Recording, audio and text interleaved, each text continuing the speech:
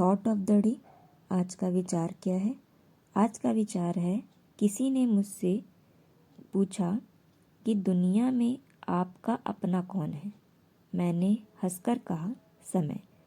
अगर वह सही तो सभी अपने, वरना कोई नहीं। इसलिए समय की वैल्यू को पहचानिए और सही है, अपना जो होता है ना वो समय ही होता है। अगर इसे आप मान गए तो आपकी लाइफ जिंगल आला। गुड मॉर्निंग एस्पिरेंट, स्वागत है आपका फोकस ऑन एजुकेशन में। मैं एजुकेटर आप सबके लिए इंपॉर्टेंट फैक्ट्स लेकर आई हूँ जो कि कम्पिटिटिव एग्जाम में हेल्प करेगा। क्या कुछ एक खास चैलेंज नजर डालते हैं, दिन की शुरुआत इसी प्यारे से थॉट के साथ करते हैं। आज एक नया मंथ शुरू हो गया है, फरवरी का महीना, ठीक है। और 2021 का जो मंथ है हमारा जनवरी, वो ख़त्म हो गया है। चलिए इस मंथ की शुरुआत करते हैं, आगाज करते हैं। और फर्स्ट पॉइंट जो इम्पोर्टेंट है उस पर हम नज़र डालते हैं। क्या है ये? ये है चुप ना बैठो। चुप ना बैठो किसके द्वारा शुरू किया गया? ये कैंपेन है, ठीक है।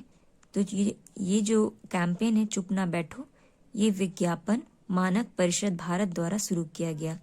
इसका मतलब जो एडवर्टीजमेंट होता है ना, advertising standard council of India के द्वारा शुरू किया गया। और इसकी इस्टेब्लिशमेंट कब हुई थी? तो 1985 में हुई थी और इसका हेडक्वार्टर मुंबई में है। तो आपको पता होना चाहिए, ठीक है। जैसे जागो ग्राहक जागो है ना, उसी तरीके से चुप ना बैठो। अगर आपके साथ कोई बुरा होता है, अगर आपको ऐसा लगता है कि आपके दिखाया गया प्रचार में कुछ दिखाया गया और आपको दिया कुछ और गया, तो आप चुप मत बैठिए, आप इसके ऊपर कंप्लेन दायर कर सकते हैं। यही है चुप ना बैठो। ये किसके द्वारा किया गया? तो ये विज्ञापन मानक परिषद भारत के द्वारा ये किया गया। इंपॉर्टेंट है। नेक्स्ट पॉइंट है, उसे देखते हैं क्या है ये। ब्रिटेन ने कोविड-19 के कारण किस देश के उड़ानों पर प्रतिबंध लगा दिया? तो अभी हम जान रहे हैं ब्रिटेन में यानी यूनाइटेड किंगडम में बहुत ज़्यादा कोविड केसेस के नए स्ट्रेन देखने को मिले हैं। नाम सुने होंगे ना। यही तो रीज़न है जब 26 जनवरी को हमने बोरिस जॉनसन जी को बुलाया था तो वो आ नहीं पाए थे। रीज़न यही था। तो कहाँ की फ़्लाइट जो आई है वो यूएई की फ़्लाइट यानी दुबई से जो भी लंदन के लिए जा रही है, उन सारे फ्लाइट्स को क्या किया गया है? रोक दिया गया है। उनका कहना है कि इसकी वजह से जो नए स्ट्रेन हैं वो बढ़ रहे हैं। और ऑफ कोर्स जब वहाँ से जाएगी तो यहाँ ब्रिटेन से भी तो जो भी फ्लाइट्स होती हैं वो जाती हैं, तो इसलिए दोनों के आने और जाने पर रोक लगा दिया है। किसे? ब्रिटेन ने। इम्पॉर्टेंट। चलिए नेक्स्ट पॉइंट को देखिए वो क्या है। नेक्स्ट पॉइंट है हमारे लिए, यह है उत्तराखंड का कौन सा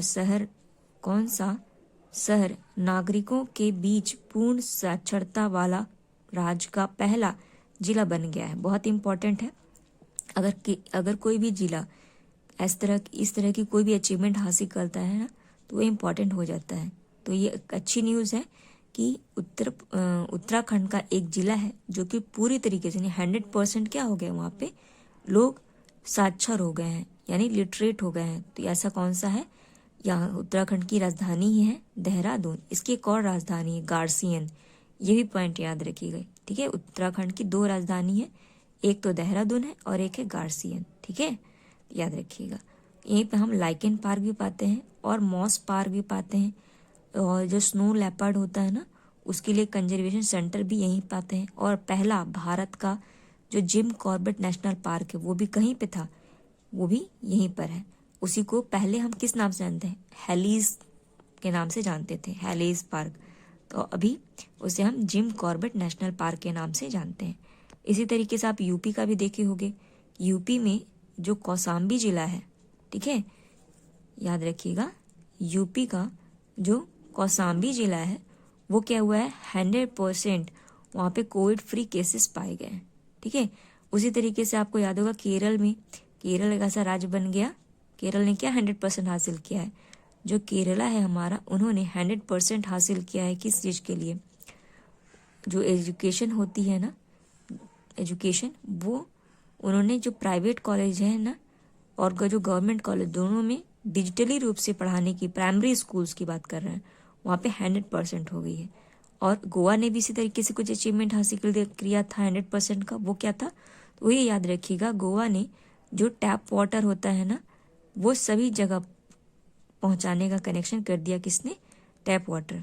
इसी तरीके से एलपीजी जो गैस है हिमाचल प्रदेश, आपको याद होगा एलपीजी गैस जो गैस कनेक्शन होता है वो 100% कर दिया कौन, आपका ये। इसी तरीके से आपको भी पता होगा उत्तराखंड का जो देहरादून जिला है उसने 100% साक्षरता को हासिल करने वाला उस राज्य का पहला जिला बन गया है। ठीक है, नेक्स्ट पॉइंट क्या है देखिए, फ्लोटिंग फेस्टिवल किस राज्य में मनाया जाता है। इंपॉर्टेंट है फ्लोटिंग फेस्टिवल। आप बहुत ज़्यादा फेस्टिवल देखते होंगे, काइट फेस्टिवल, एनिमल फेस्टिवल, फिर ट्राइबल फेस्टिवल। ठीक है, इसी तरीके से फ्लोट फेस्टिवल ही मनाया जाता है। तो ये कहाँ मनाया जाता है, ये आपका तमिलनाडु में मनाया जाता है। अभी एक प्रोजेक्ट है भारत नेट प्रोजेक्ट जो 2015 में शुरू किया गया था।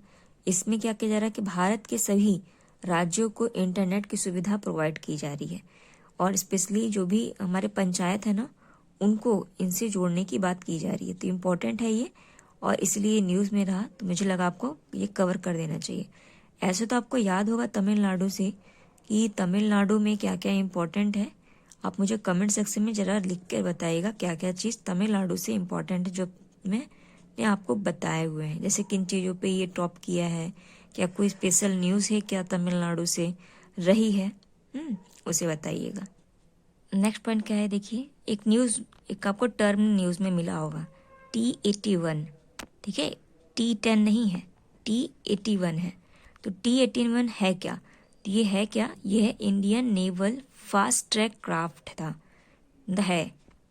इसको अब डीकमीशन कर दिया गया, मतलब इसे अब इसकी एक सर्विस को ख़त्म कर दिया गया। इसने काफ़ी सर्विस दिया था, शॉर्ट फॉर्म में इसे इनफैक्ट के नाम से हम जानते हैं। याद रखिएगा क्या है। इस आप ट्रेन भी सुने थे ना, ट्रेन चली थी, तो इस तरीके से आपको याद होना चाहिए कि T81 क्या है। तो ये एक नेवल क्राफ्ट था फास्ट ट्रैक जिसको कि अब डीकमीशन कर दिया गया, इसलिए ये न्यूज़ में रहा। नेक्स्ट क्या है कि स्थानीय लोगों के लिए निजी क्षेत्र में 75% नौकरी में आरक्षण करने की बात किस राज्य द्वारा कही गई है। इंपॉर्टेंट है, तो 75% नौकरी है उन्होंने निजी क्षेत्र में जो वहाँ के निवासी हैं उनके लिए फिक्स की दी है। किसने, आपके झारखंड ने। और झारखंड के 11 नंबर के कौन है प्रेसिडेंट, जरा मुझे नाम बताइएगा उनका। मैंने उनकी पोजीशन बता दी, मतलब ये 11 नंबर के हैं। आप मुझे नाम बताइएगा, यंगेस्ट हैं, मतलब अच्छे हैं। चलिए नेक्स्ट पॉइंट देखते हैं क्या है ये। FDI यानी फॉरेन डायरेक्ट इन्वेस्टमेंट का सबसे बड़ा प्राप्तकर्ता देश कौन बना है। ये 2020 की बात है। सोचिए जब लॉकडाउन चल रहा था तब इसने FDI सबसे ज़्यादा इसे इन्हें प्राप्त किया। वो कौन है, चाइना, उसके बाद अमेरिका। ऐसा अमेरिका प्राप्त करता था, लेकिन इस बार जो है FDI को किसने प्राप्त किया, चाइना ने प्राप्त किया। इम्पॉर्टेंट है। नेक्स्ट पॉइंट क्या है देखिए, किस देश के क्रिकेट टीम ने विदेश सरजमीन पर 107 साल बाद लगातार 5वीं टेस्ट जीती है। ठीक है, वहाँ पे 107 साल बाद 5वीं टेस्ट जीत ली है। तो ये किसने किया है, ये इंग्लैंड ने किया है। किसके खिलाफ खेल रहा था, तो श्रीलंका के खिलाफ खेल रहा था। तो उन्हीं के ज़मीन पे इन्होंने उन्हें मार्क दे दी। इम्पॉर्टेंट, ठीक है। इस तरीके जैसे हमें इंडिया ने भी देखे होंगे, जब हम इंडिया का मैच था ना ऑस्ट्रेलिया के साथ, तो इंडिया तो फर्स्ट मैच कैसा हो गया था, बिल्कुल लॉकडाउन की तरह एकदम धस हो गया था, ठप हो गई थी इकोनॉमी। और अचानक उन्होंने पीक हासिल की और दो सीरीज थी कंटिन्यूस जीत के उन्होंने वहाँ पे अपना डंक कर दिया। विदेशी पे जीत हासिल करना उन्हीं के ज़मीन पे बहुत बड़ी बात होती है। गुड अचीवमेंट था ये इंडिया के लिए। और इसी के लिए अजीत रहाणे जी को वहाँ पे एक नया अवार्ड शुरू किया गया था, तो वो उन्हें दिया गया था, ये भी याद रखिएगा। नेक्स्ट पॉइंट देखिए क्या है ये पॉइंट है किस देश की अंतरिक्ष एजेंसी ने पानी की गति पाने वाले सैटेलाइट लॉन्च करने की घोषणा की है। सोचिए ऐसा कुछ भी हो रहा है, पानी से जो सैटेलाइट की बात की जा रही है, ये कर रहा है कौन, नासा कहाँ की है, USA की है। इसी तरीके से आपने जास्का को भी देखा था, आपको याद होगा जास्का क्यों न्यूज़ में रहा था, आप बता सकते हो क्या मुझे। तो जास्का मैं बता देती हूँ आपको, जास्का इसलिए न्यूज़ में रहा था, उसने भी अनोखी बात कही थी। उन्होंने कहा था कि हम वुडन सैटेलाइट बनाएंगे, मतलब लकड़ी के सैटेलाइट बनाएंगे। ठीक है, तो किसने कहा था, जास्का, यानी जापान की है ये, जैसे जापान, याद रहेगा। और इन्होंने नासा ने पानी से बनाने की बात की है, मतलब पानी से गति करने वाला सैटेलाइट लॉन्च करने की बात की है। इम्पोर्टेंट है। नेक्स्ट पॉइंट क्या देखिए, भारत ने क्या है, भारत ने Border Gavaskar trophy 2021-22 and cricket history by ending Australia's record of being unbeat on which ground. तो मैंने भी जैसे बताया ऑस्ट्रेलिया ने जीता, मतलब इंडिया ने जीता था ना, तो उसके बीच का नाम क्या था, मतलब कौन सा ग्राउंड था, तो गाबा वहाँ का है, याद रखिएगा। और कितने साल बाद जीता है किसी के इस तरीके से, मतलब किसी उन्हीं के ज़मीन पे, तो 32 ईयर्स। कितने साल, 32 ईयर्स। ये याद रखिएगा, ये होता है पूछा जाए, कितने साल बाद जीता भारत, तो 32 ईयर्स। किस ग्राउंड में जीता, तो गब्बा, ठीक है, याद रखिएगा। नेक्स्ट पॉइंट क्या है देखिए, ये है बोध घाट बहुउद्देशीय परियोजना किस राज्य में विकसित की जाती है, मतलब किस नदी पर विकसित की जा रही थी। ये इंद्रावती नदी है जिस पे किया जाए, और ये कहाँ बहती है, उड़ीसा के आसपास बहती है। ये तो हो गया इससे, तो सिंपली याद रखिएगा। नेक्स्ट जो इम्पोर्टेंट पॉइंट है, ये है क्षेत्रीय सत्र, यानी जो एजुकेशनल सेशन होता है 2021 का, उसमें उड़ीसा गवर्नमेंट ने क्या कहा है कि ट्यूशन फीस जो होती है उसे कम करने की बात की है।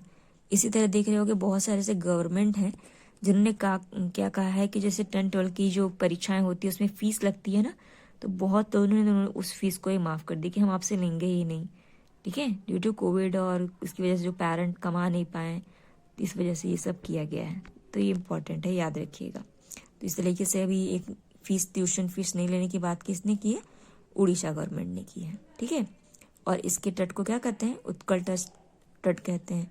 यहीं पे आपको सुंदर पेचेजी जो सैंड आर्ट है वो मिलते हैं, और यहीं पे हमें जो सैंड फेस्टिवल है यानी बालू का जो त्योहार है वो कहाँ मनाया जाता है, वो यहीं मनाया जाता है। याद रहेगा। नेक्स्ट पॉइंट क्या है देखिए, नेक्स्ट पॉइंट है सड़क परिवहन एवं राज्य मार्ग मंत्रालय के साथ किसने सस्टेनेबल जियो हैजार्ड मैनेजमेंट के क्षेत्र में काम करने के लिए समझौता ज्ञापन पर हस्ताक्षर किया। तो किसने किया है, ये किया है हमारे डीआरडीओ ने।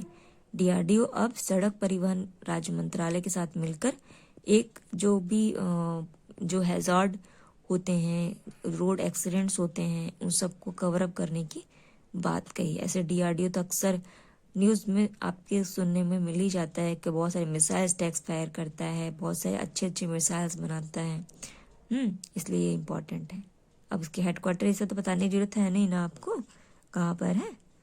चलिए ठीक है, तब नेक्स्ट पॉइंट देखते हैं क्या है। यह भारत ने किस देश से 21 मिग 29 और 12 सुखोई और 30 MKI लड़ाकू विमान खरीदने का फैसला किया। तो हम कहाँ से खरीद रहे हैं, रसिया यानी रूस से हम खरीद रहे हैं। इम्पोर्टेंट है। इसी तरह राफेल है, कहाँ से खरीदने हैं, फ्रांस से खरीद रहे हैं। हैमर वो भी कहाँ से खरीदा जा रहा है, वो भी फ्रांस से खरीदा जा रहा है, ठीक है। इस तरह स्पाई, एक जो सैटेलाइट करें, एक जो स्पाई नाम का ड्रोन है, वो कहाँ से खरीदते हैं, इजराइल से खरीद रहे हैं। तो इस तरीके से जो चीज़ हम कहाँ से खरीदते हैं, तो इसी तरह से अगर 21 मिग पूछा जाएगा तो रसिया, 12 सुखोई कहाँ से, तो ये भी यहीं से। रसिया से आपको जो पॉइंट याद रखना है, एक आपका याद रखना है, यहाँ पे SCO की मीटिंग हुई अभी 2020 वाली, और एक और मीटिंग हुई ब्रिक्स की, ठीक है। नेक्स्ट मीटिंग अभी देखिए, इसे इजी याद करना होता है। अभी जैसे 20 में कहाँ हुई थी, रशिया में हुई थी, ठीक है। इससे पहले कहाँ हुई थी, 19 में ब्राज़ील में हुई थी, रियो डी जेनेरियो में, ठीक है। ये तो वर्चुअली हुई है, इसलिए आप इसके पर्टिकुलर प्लेस के बारे में नहीं बोल सकते। अब आई से इंडिया है, तो इसके बाद कहाँ होने वाली है, यानी 2021 में कहाँ होगी, तो इंडिया में होगी। याद रहेगा ना, याद। उसी तरह ये दोनों मीटिंग याद रखिएगा, इम्पोर्टेंट है हमारे लिए। और रशिया में याद रखिएगा कि यहाँ पे एक पेंसुला पाया जाता है, जो न्यूज़ में रहा, कामचटका पेंसुला मैं आपको बताई थी। साथ ही साथ यहाँ पे बैकाल लेक है, जो कि सबसे बड़ी झील मानी जाती है विश्व की, ठीक है। यूराल पर्वत है जो कि इसको एशिया और यूरोप से अलग करता है, ठीक है, याद रखिएगा। और जो इनकी कैप्स की कैपिटल है मॉस्को, ये कहाँ पे बसा हुआ है? रूस में कि रसिया में? ये बसा हुआ है रूस के अंदर। सॉरी, रूस रसिया कह रही हूँ मैं। रूस जो है वो इतना बड़ा कॉन्टिनेंट है ना, इसके बीचों बीच ये है क्या? यूराल माउंटेन, ठीक है। और इसीलिए इधर का जो पार्ट है वो एशिया कहलाता है, एशिया के अंदर आता है। इधर का पार्ट जो वो यूरोप कहलाता है। तो इसीलिए जो रसिया है उसे यूरेशिया का पार्ट कहा जाता है। मतलब ये एक ट्रांसजेंडर है, ये दोनों में आता है, रशिया में भी आता है और एशिया में भी आता है, ठीक है। और यूराल माउंटेन जो है इसको डिवाइड करता है। और इसकी जो कैपिटल है ना वो यूरोप में आती है, मॉस्को, ठीक है। ये रसिया एशिया में नहीं आती, इसकी कैपिटल यहाँ सिचुएटेड नहीं है, इधर उसकी लोकेशन है। तो इस तरीके से भी क्वेश्चन कभी कभी पूछे जाते हैं मैप के, पता होना चाहिए। नेक्स्ट पॉइंट क्या है देखिए, किस देश ने उदबिलाव की जानकारी इकट्ठा करने के लिए प्रोजेक्ट लाइट हाउस की शुरुआत की है? बहुत इंपॉर्टेंट है ये। तो उदबिलाव के लिए ऐसे काम किया गया है, कहाँ पे किया गया है प्रोजेक्ट लाइट हाउस? तो ये गोवा में किया गया है। अभी मैंने आपको बताया कि गोवा ऐसा पहला राज्य है जिसने कि 100% टैप वाटर कनेक्शन प्रोवाइड करा दिया है, ठीक है, इम्पॉर्टेंट है। नेक्स्ट पॉइंट देखिए क्या है ये है भारत ने किस देश के साथ पनडुब्बी बचाओ सहयोग समझौता हस्ताक्षर किया है? ये कहाँ पे किया गया है? सिंगापुर में। सिंगापुर में आपको दो न्यूज़ तो एकदम पता होनी चाहिए और एकदम रटी होनी चाहिए। दो न्यूज़ वो क्या, ये भले याद ना हो कि किसके ये पनडुब्बी के साथ किया कि नहीं किया, लेकिन ये दो न्यूज़ पता होनी चाहिए। एक क्या है, एप्पल, खाने वाला एप्पल नहीं बाबा, कंपनी एप्पल, जो एप्पल कंपनी है ना उसने यहाँ पे एक फ्लोटिंग अपना वो खोला है, सेंटर खोला है। तो फ्लोटिंग सेंटर एप्पल का कहाँ पर है? पहला ऐसा है जो फ्लोटिंग है, इसलिए कहाँ पर? सिंगापुर में। दूसरा इंपॉर्टेंट क्या पॉइंट है कि जो वर्ल्ड इकोनॉमिक फोरम होता है ना, उसकी जो स्पेशल मीटिंग है, ऐसा तो इसकी जो मीटिंग अभी वर्चुअली हो रही है वो डैवोस में हो रही है। वर्चुअली ऐसे होती वहीं पर है डैवोस में, लेकिन इस बार जो स्पेशल मीटिंग होगी वो कहाँ हो रही है? वो आपकी हो रही है सिंगापुर में, ठीक। और इसी के अंदर जो हुआ था तो 2019 में दीपिका पादुकोण को क्रिस्टल अवार्ड मिला था, याद है? क्रिस्टल अवार्ड तो वो इसी के अंदर मिला था, ठीक है। और हमारे पीएम भी गए थे, ये भी पता होगा। चलिए नेक्स्ट पॉइंट देख लेते हैं। नेक्स्ट पॉइंट क्या है, एडॉप्टेशन गैप रिपोर्ट 2020 किसने जारी किया?